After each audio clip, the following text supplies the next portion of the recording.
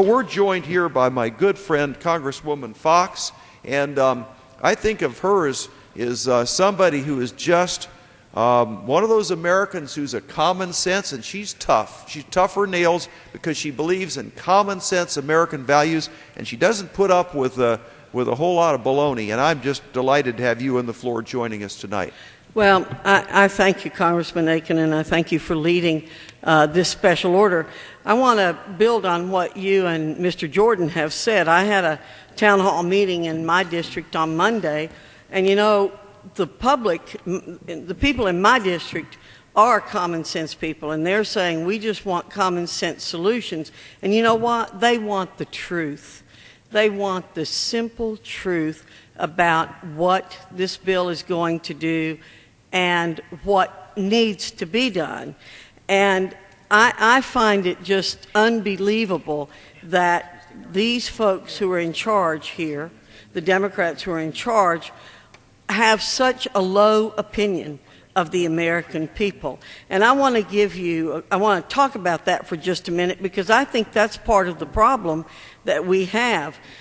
There's an article today in the Washington Times, and it says, House Democrats Tuesday defended the idea of tying together the Senate health care overall bill and a companion bill of repairs that could spare members from having to vote outright for the Senate's tax on high-cost insurance plans and other contentious provisions. Majority Leader Steny Hoyer said the public isn't going to be worried about how Congress passed a bill, but rather what's in the bill, and won't differentiate between the procedural paths. And this is his quote: "Do you think any American is going to make a distinction?" he asked. "I don't think any American, real American out there, is going to make a distinction between the two." Well, the people I was dealing with on Monday are real Americans. I can tell him that, and they don't like the slaughter provision. And I want to add to that a comment that was made by Speaker Pelosi during a discussion with bloggers on Monday, saying she liked the idea of tying the bill to the rule, and her quote was, "Because people don't have to vote on the Senate bill."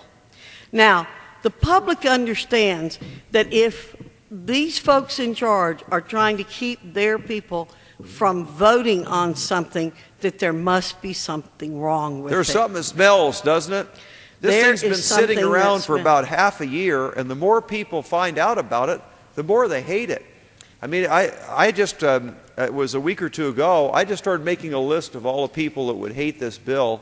And you're just circles of Americans, one on top of the other, of people that, I mean, if you're an older person, you don't want all that $500 billion taken out of Medicare. If you're pro-life, you think, well, I don't like abortion.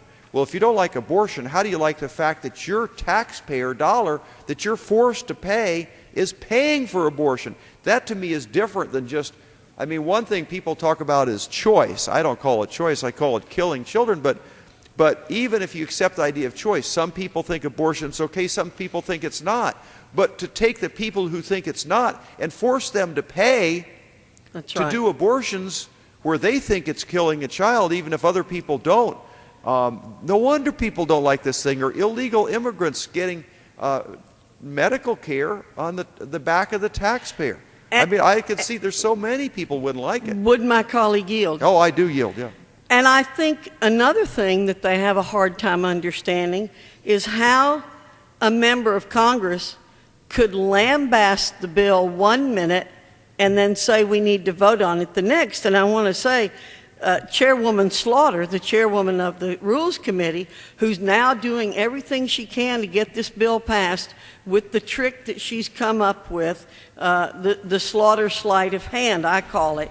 She said last year, right after the Senate bill was passed, the Senate should go back to the drawing board.